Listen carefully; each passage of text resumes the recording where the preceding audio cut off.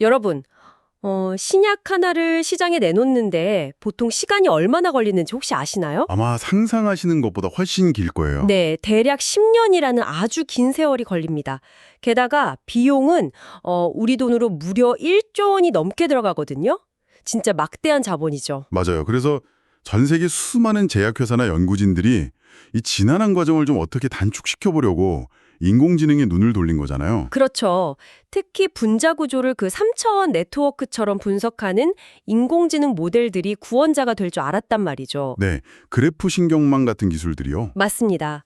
그런데 이 엄청 똑똑한 AI조차 극복하지 못한 아주 거대한 벽이 하나 있습니다. 그게 뭐냐면 정작 우리가 간절히 찾는 그 기적의 신약 데이터는 턱없이 부족하고 이미 흔해 빠진 평범한 약물 데이터만 산더미처럼 쌓여 있다는 사실이거든요. 불균형이 심각한 거죠. 바로 그 지점입니다.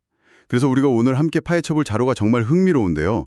노터데임 대학교 연구진이 발표한 스펙트라라는 기술에 대한 논문입니다. 스펙트라요? 네, 이 논문이 방금 말씀하신 그 거대한 벽을 허무는 아주 혁신적인 열쇠를 다루고 있거든요. 오, 기대가 되는데요? 이 연구진이 그 화학의 엄격한 물리적 법칙은 절대 어기지 않으면서도 인공지능 스스로 현실에 존재하지 않는 가상의 분자들을 만들어내게 한 겁니다. 현실엔 없지만 물리적으로는 말이 되는 분자를요? 그렇죠.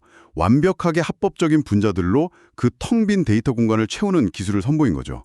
오늘 이 스펙트라가 어떻게 작동하는지 하나씩 들여다보면 여러분도 데이터 과학이랑 화학이 만나는 경이로운 지점을 발견하실 수 있을 겁니다. 좋아요. 그럼 이 부분을 하나씩 풀어보죠. 그 전에 먼저 짚고 넘어가야 할 게 있습니다. 여러분 중에는 아마 데이터가 부족하면 그냥 기존 데이터를 좀 복사해서 쓰면 되는 거 아니야? 라고 생각하시는 분들도 분명 계실 거거든요. 네, 흔히들 그렇게 생각하시죠? 그 이미지 데이터 다룰 때 좌우로 뒤집거나 색깔 살짝 바꾸듯이요. 인공지능 훈련시킬 때 자주 쓰는 오버샘플링 방식이잖아요. 이게 왜 분자 데이터에서는 통하지 않는 건가요? 탄소 원자 하나를 질소로 살짝 바꾸거나 위치를 좀 옮기는 게 그렇게 치명적인 건가요? 그게 이미지를 다룰 때랑 분자를 다룰 때는 근본적인 차원이 아예 다릅니다. 이미지는 그냥 픽셀들의 독립적인 집합이잖아요. 그렇죠. 점들의 모임이죠. 근데 분자는 원자라는 노드가 있고 또 그 원자들을 잇는 결합이라는 엣지로 이루어진 아주 고도의 위상 구조. 그러니까 그래프 형태거든요. 아, 얽히고 설킨 구조군요. 네. 여기서 무작정 이미지처럼 기존 증강 방식을 쓰면 그냥 재앙이 일어납니다. 예를 들어서 탄소 원자 하나를 무작위로 질소로 바꾼다고 한번 가정해 볼게요. 네. 질소로 바꾸면요? 질소는 탄소랑 결합할 수 있는 팔의 개수, 그 원자가라고 부르는 게 다르거든요. 갑자기 결합팔의 개수가 짝이 안 맞게 되면서 화합적으로 아예 자연계에 존재할 수 없는 상태가 돼버리는 겁니다. 아, 그러니까 이미지에서 픽셀 하나 색깔 바꾸는 건 그냥 사진에 작은 점 하나 생기는 수준이지만 분자에서는 건물의 핵심 기둥 하나를 허공에 띄워버리는 거랑 똑같군요. 맞아요. 정확한 비유예요. 건물이 완전히 무너져 내리듯이 화학적 구조 자체가 붕괴해버리는 거네요. 강아지 사진 2장 오려 붙여서 새로운 강아지 만들려다가 결국 다리 3개 달리고 머리 없는 괴물이 나오는 거랑 다를 바 없군요. 진짜 딱 그겁니다. 그래서 연구자들이 예전에는 좀 다른 꼼수를 쓰기도 했어요. 어떤 꼼수요? 그 AI의 머릿속이라고 할 수 있는 수많은 숫자로 이루어진 임베딩 공간 있잖아요. 그 잠재 공간 안에서 두 분자의 벡터 값을 그냥 수학적으로 단순히 더하거나 섞어보는 거죠. 아, 구조를 안 건드리고 그냥 숫자 상태에서 섞는다? 네, 수학적으로는 이게 아주 깔끔하게 섞이거든요. 근데 문제가 뭐냐면 그 섞인 수학적 결과물을 다시 현실의 분자 구조로 변형해서 뽑아내보면 이번에는 아예 물리적으로 합성 자체가 불가능한 유령 분자가 튀어나온다는 거예요. 유령 분자요? 네, 화학자들이 실험실에서 실제로 만들어낼 수가 없는 거죠. 그러니까 화학자들 입장에서는 이런 말도 안 되는 데이터로 학습한 AI를 절대 신뢰할 수가 없는 겁니다. 와, 무작정 변형하면 괴물이 탄생하고 AI 상상에만 맡기면 현실에 없는 유령에 나온다니 진짜 진퇴양난이네요. 그렇다면 이 노터데임 연구진은 대체 이 모순을 어떻게 해결한 겁니까? 그들이 선택한 방법이 정말 매력적인데요. 우리가 아는 그 물리적인 3차원 공간에서 분자를 조작하는 걸 아예 포기해버렸습니다. 포기를 했다고요? 그럼 어디서 조작을 하죠? 대신에 스펙트럼 도메인이라는 완전히 새로운 수학적 차원으로 분자를 끌고 들어간 거예요. 분자의 구조를 직접 막 자르고 붙이는 게 아니라 그 분자가 가진 고유한 주파수나 진동 같은 스펙트럼 형태로 아예 변환을 해버린 겁니다. 잠깐만요. 스펙트럼 도메인이라는 말이 사실 확 와닿지가 않거든요. 분자를 주파수로 바꾼다는 게 물리적으로 도대체 무슨 의미인가요? 방금 호스트님이 말씀하신 그 건축물 비유를 다시 가져와 볼게요. 서로 다른 스타일의 두 건물을 물리적으로 그냥 반씩 뚝 잘라서 이어붙이면 엄청 흉측한 페어가 될 뿐이잖아요. 그렇죠. 끔찍하겠죠. 그런데 모든 건물은 그 구조에 따라서 고유의 음향적 공명, 그러니까 진동 주파수라는 걸 가지고 있거든요. 연구진은 여기서 라플라시안 행렬이라는 수학적 도구를 써서 분자라는 건물의 뼈대를 고유값과 고유 벡터라는 주파수 성분으로 싹 분해를 해버린 겁니다. 아, 그러니까 건물의 설계도나 벽돌 자체를 만지는 게 아니라 그 건물을 탁 쳤을 때 나는 소리나 화음 같은 파동으로 변환을 시켰다는 거군요. 맞아요. 너무 완벽한 이해입니다. 물리적인 벽돌은 억지로 섞을 수가 없잖아요. 부서지니까. 근데 두 개의 서로 다른 화음은 아주 매끄럽고 부드럽게 섞어서 완전히 새로운 화음으로 만들어낼 수가 있죠. 오, 섞이는 소리처럼요? 네, 이게 바로 스펙트라 기술의 핵심인 스펙트럼 보관이라는 단계입니다. 이 스펙트럼 공간 안에서는 두 분자의 구조적인 뼈대 특성뿐만 아니라 물에 녹는 성질 같은 화학적 속성 타겟값까지도 아무런 충돌 없이 아주 부드럽게 융합이 되는 거죠. 와, 건물을 부수고 섞는 게 아니라 음향적 공명으로 변환해서 섞는다. 근데요, 그렇게 부드럽게 섞인 그 새로운 화음을 결국에는 다시 현실 세계의 건물, 즉 분자 그래프로 되돌려놔야 할 텐데 그렇죠. 다시 조립을 해야죠. 그 조립하는 과정에서 원래 분자들이 갖고 있던 엄격한 화학적 결합 법칙들이 다 헝클어지지 않고 어떻게 유지가 되는 건가요? 여기서 진짜 치밀한 수학적 장치가 하나 더 들어갑니다. 두 분자의 주파수를 그냥 무작정 섞기 전에 퓨즈드 그로모프 바서슈타인, 줄여서 FGW, 정렬이라는 기법을 먼저 쓰거든요. 이름이 엄청 어렵네요. FGW 정렬이요? 네, 이름은 복잡한데 원리는 생각보다 단순해요. 두 분자가 가진 원자들의 역할이랑 물리적 형태가 서로 어떻게 대응되는지 정교하게 매칭을 하는 거예요. 그러니까 마치 춤을 추기 전에 파트너랑 스텝을 완벽하게 맞춰보는 최적화 과정을 거치는 거죠. 아, 원자들끼리 짝을 지어주는 거군요. 맞습니다. 이 정렬을 거친 다음에 스펙트럼을 섞고 그 결과물을 역으로 계산해서 새로운 그래프로 재구성하면 원래 분자의 전역적인 구조적 뼈대가 고스란히 보존된 채로 새로운 분자가 탄생하는 겁니다. 이야, 분자를 찢어 붙이는 게 아니라 수학적인 화음으로 섞어낸다니 진짜 우아하기까지 하네요. 자, 좋아요. 이렇게 해서 인공지능이 화학 법칙을 절대 어기지 않는 완벽한 가짜 분자를 무한대로 만들어낼 수 있게 됐습니다. 네, 기술적인 토대는 완성을 한 거죠. 그런데요, 여기서 좀 현실적인 의문이 하나 듭니다. 우리가 데이터를 맘대로 만들 수 있다고 해서 공장에 막 1년 내내 24시간 돌릴 수는 없잖아요. 쓸모없는 분자를 수백만 개씩 막 찍어내봤자 컴퓨터 자원만 낭비하는 꼴이 될 겐데요. 그렇죠. 컴퓨팅 비용도 만만치 않으니까요. 그러니까 제 말은 이 인공지능이 자기가 도대체 무엇을 만들어야 하는지 그 타겟은 어떻게 결정을 하는 거죠? 그게 이 논문의 또 다른 아주 중요한 포인트입니다.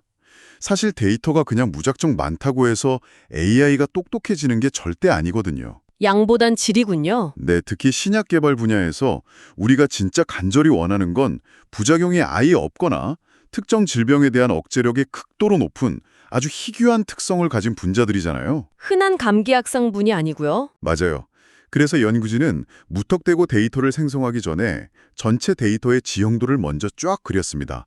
커널 밀도 추정, 즉 KD라는 통계 기법을 써서 밀도를 계산한 거죠. 아, 그러니까 우리가 흔히 아는 타이레놀 같은 평범한 약물들의 데이터는 거대한 산맥처럼 이미 잔뜩 쌓여 있고 우리가 진짜 찾고 싶은 희귀 항암제 같은 데이터는 텅 빈 사막처럼 존재한다는 걸 파악하는 지도를 그렸다는 거군요. 네, 맞습니다. 지도를 그려보니까 평범한 중간지대에는 데이터가 막 불록하게 넘쳐나는데 양극단의 꼬리 부분은 텅 비어있는 형태인 거예요. 여기서 스펙트라는 희귀성 기반 예상 편성이라는 스마트한 결정을 내립니다. 스마트 예산 편성이요?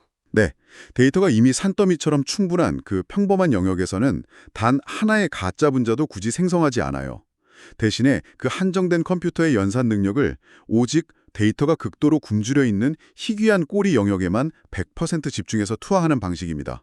와, 이거 비유하자면 모든 동네에 똑같은 금액을 막 뿌리는 게 아니라 지원금이 가장 절실한 빈민가에 집중적으로 예산을 쏟아붓는 거랑 똑같군요. 진짜 똑똑한 자원 분배네요. 그렇죠. 이 자원 분배의 위력이 논문의 절제 연구, 그 어블레이션 스터디 결과에서 고스란히 증명이 됐어요. 어떻게 나왔나요? 연구진이 이 KD 기반 예산 편성 기능을 아예 빼버리고 시스템을 돌려봤거든요. 그랬더니 ES올리나 프리솔브 같은 데이터셋에서 AI의 예측 성능이 다시 확 곤두박질 치는 거예요. 아, 뼈대를 잘 맞추는 수학적 엔진이 있어도 어디로 갈지 방향을 못 잡으면 소용이 없군요. 맞습니다. 아무리 완벽한 분자를 만들 수 있어도 그걸 어디에 투입할지 결정하는 이 방향타가 없으면 무용지물이라는 걸 증명한 거죠. 기존 다수 데이터 성능은 유지하면서 소수 데이터 성능만 쫙 끌어올린 핵심 엔진입니다. 좋습니다. 여기까지는 완벽해요. 그런데 여기서부터 정말 흥미로워지는데요. 저는 사실 약간 반론이랄까? 의구심이 하나 듭니다. 어떤 점이 궁금하신가요? 아무리 스펙트럼 화음이 어쩌고 수학이 완벽하고 방향을 잘 잡는다고 해도요. 이거 결국 인공지능이 억지로 만들어낸 일종의 합법적인 환각물질들 아니에요? 환각이라는 단어를 쓰셨네요. 네, 요즘 챗 GPT만 봐도 가끔 진짜 그럴싸하게 거짓말을 천연덕스럽게 해대는데 이 인공지능이 만들어낸 가상의 분자를 진짜 화학자들이 믿고 연구실에서 쓸 수 있을까요? 결합 각도가 살짝 틀어지거나 원자가 규칙 하나라도 어긋나면 그냥 컴퓨터 안에서만 예쁜 쓰레기 아닙니까? 그 질문은 정말 중요한 핵심을 찌르셨어요. 청취자 여러분도 아마 들으시면서 호스트님과 똑같은 의심을 하고 계실 겁니다. 당연히 연구진도 그 부분을 가장 집요하고 철저하게 검증했습니다. 검증 결과가 논문에 있나요? 네, 논문의 테이블 1을 보면요. 그들의 스펙트라가 생성한 수만 개의 분자들을 RDKC라는 소프트웨어에 통과시켰어요. 이게 화학정보학계에서 아주 엄격하고 보수적인 살균화 과정을 거치는 소프트웨어거든요. 살균화요? 네, 분자 구조 내에 단 하나의 물리적 오류라도 있으면 예를 들어 방금 말씀하신 것처럼 탄소의 팔이 5개가 되거나 링 구조가 무너져 있으면 즉시 삑 하고 오류로 뿜어내는 시스템이에요. 오, 그럼 결과가 어땠나요? 보통 AI가 생성하면 적어도 한 10%, 20% 정도는 불량품이 섞여 나오지 않나요? 놀랍게도 유효성이 100%였습니다. 이 엄격한 검증을 무사히 다 통과했어요. 단순한 블랙박스 임베딩이 아니라 수학적 보관이 얼마나 정교하게 물리적 법칙을 지켜내는지 입증된 거죠. 잠깐만요. 진짜 100%요? 그럼 혹시 인공지능이 자기가 훈련할 때 봤던 정답 데이터들을 그냥 몰래 복사 붙여넣기 한 거 아닐까요? 자기 스스로 새로운 걸 창조해낸 게 아니라 그냥 달달 외운 걸 그대로 토해낸 거면 100%가 나오는 게 당연한 거잖아요. 그 의심도 당연히 들 수밖에 없죠. 그래서 연구진이 새로 생성된 분자들이 기존 훈련 데이터랑 얼마나 다른지 고유성이랑 신규성 지표를 또 다 측정했습니다. 확인 사살을 했군요. 그래서 훈련 데이터랑 똑같았나요? 아니요. 결과는 그저 놀라웠습니다. 새로 만들어진 분자들은 기존 데이터셋에 전혀 존재하지 않던 원자와 고리 개수가 약간 더 많아지면서 완전히 새로운 뼈대, 즉 스캐폴드를 형성하고 있었어요. 훈련 데이터를 단순 암기한 게 아니라는 게 완벽히 증명된 거죠. 와, 베낀 게 아니군요. 스스로 새로운 구조를 창조했다. 네, 게다가 새로 만들어진 분자들의 로그 P, 즉 분배 개수나 QED 같은 약물 가능성, 그리고 분자량 같은 아주 필수적인 화학 속성 트렌드를 분석해봤거든요. 네. 그랬더니 이게 원래 자연계에 존재하는 화학 물질들이 따르는 물리적 트렌드를 소름 돋을 정도로 정확하게 모사하고 있는 거예요. 시각화된 자료를 보면 기존에 텅 비어있던 화학적 공간을 아주 훌륭하게 메워주더라고요. 야, 그러니까 종합해 보면 베끼지도 않았고 물리법칙을 어기는 돌연변이도 아닌데 자연계의 트렌드를 완벽하게 따르는 새로운 물질을 스스로 상상해서 그려넣었다는 거네요. 네, 해석 가능한 진짜 화학 분자를 만들어낸 거죠. 자, 그럼 청취자 여러분 입장에서는 이제 가장 궁극적인 질문 하나가 남습니다. 그래서 이 대단한 가상 분자들로 훈련받은 우리 인공지능이 결국 실전에서 신약 후보를 찾는 예측 시험에서 1등을 했느냐는 거죠. 결국 성적표가 제일 중요하니까요. 당연히 성적표도 아주 훌륭합니다. 전반적인 전체 오차, 그러니까 MAE도 확실히 낮추긴 했는데요. 사실 그거보다 훨씬 더 다윗과 골리앗 같은 중요한 성과가 숨어 있습니다. 다윗과 골리앗이요? 네, 어떤 의미죠? 일반적인 인공지능 모델 평가 방식은 흔한 데이터 오차랑 희귀한 데이터 오차를 그냥 다 뭉뚱그려서 평균을 내버리거든요. 아, 평균으로요? 네, 이러면 AI가 데이터가 널려있는 평범한 분자들만 기가 막히게 잘 맞추고 정작 중요한 희귀 분자에서 다 틀려도 평균 점수는 되게 좋게 포장될 수가 있어요. 아, 평균의 함정이네요. 우리가 진짜 원하는 건 그 끝자락에 있는 1%의 고역과 화합물 데이터인데 말이죠. 정확합니다. 그래서 연구진은 극단적으로 데이터가 희박한 그 꼬리 영역의 오차만을 아주 현미경처럼 들여다보는 특수한 불균형 평가 지표를 썼습니다. 세라, 즉 SERA라는 지표인데요. 그 현미경으로 보니까 스펙트라가 다르던가요? 완전히 달랐습니다. 기존 최신 모델들이 평범한 데서는 잘하다가도 극단적인 타겟범에만 들어서면 예측 오차율이 막 폭주하면서 쩔쩔맸거든요. 네. 근데 스펙트라는 마치 그 텅 빈 공간이 원래 자기 앞마당이었던 것처럼 오차율을 극적으로 확 낮췄습니다. 가장 까다롭고 귀중한 신약 타겟 범위를 정확히 꿰뚫어 본 거죠. 야, 희귀 케이스에서 압도적인 우위를 점했다. 근데요, 제가 방금 다윗과 골리앗이란 표현을 듣고 생각해보니까 이 스펙트라가 다윗은 아닌 것 같거든요. 왜 그렇게 생각하시죠? 아니 생각을 해보세요. 분자 스펙트럼 주파수 계산해야죠. 최적 운송 수학으로 뼈대 다 정렬해서 맞춰야죠. 또 예산 편성해서 역산까지 해서 조립해야죠. 이거 듣기만 해도 컴퓨터가 과부하 걸려서 터져버릴 것 같은 아주 무거운 시스템 아닙니까? 수천 대의 슈퍼컴퓨터가 있어야 돌아가는 골리앗 같은 기술 같은데요? 그게 바로 스펙트라의 가장 매력적인 반전입니다. 전혀 그렇지 않아요. 진짜요? 이렇게 복잡한데 가볍다고요? 네. 최근 AI 트렌드 보면 막 파라미터 엄청나게 많은 거대 하이브리드 모델들의 컴퓨팅 파워를 무식하게 때려박는 방향으로 가고 있잖아요.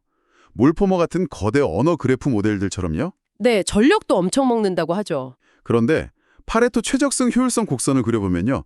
스펙트라는 그런 거대 모델들이랑 비교할 때 연산에 걸리는 컴퓨팅 시간이 거의 비교도 안 될 만큼 로그 스케일 수준으로 뚝 떨어져서 짧습니다. 로그 스케일이요? 시간이 10분의 1, 100분의 1 단위로 줄어든다는 거네요. 네, 엄청나게 가벼운데도 정확도는 더 높거나 최소한 비슷해요. 효율성 곡선은 정점에 서 있는 거죠. 훨씬 적은 컴퓨팅 파워로 더 빨리, 더 똑똑하게 희귀 물질을 찾아내는 겁니다. 와, 이건 진짜 게임 체인저네요. 이걸 좀 더 큰 그림이랑 연결해보면 어떤 의미가 있을까요? 거대 제약회사들이 엄청난 서버 인프라 없이도 이 기술을 돌릴 수 있다는 건가요? 바로 그겁니다. 수천 대의 서버를 돌리지 않고도 아주 현실적인 자원 내에서 치명적인 희귀 질환이나 난치병의 치료제를 빠르게 찾아낼 수 있는 아주 넓은 길이 열렸다고 평가할 수 있죠. 그렇군요. 자, 오늘 우리가 함께 다이빙해본 이 놀라운 지식의 여정을 잠시 요약해보겠습니다. 노터데임 연구진은 단순히 과거 방식처럼 데이터를 물리적으로 오려붙이는 걸 멈췄습니다.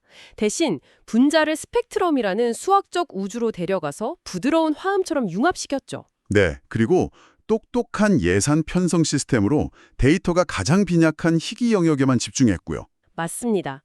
그 결과 화학자들도 의심할 수 없는 100% 유효한 분자들이 탄생했고 기존의 거대 AI들을 비웃기라도 하듯 아주 적은 연산량으로 가장 귀중한 극단적 타겟을 찾아냈습니다. 청취자 여러분, 오늘 우리가 나눈 이 스펙트럼 수학의 마법 중에서 여러분에게는 어떤 점이 가장 인상 깊게 다가오시나요?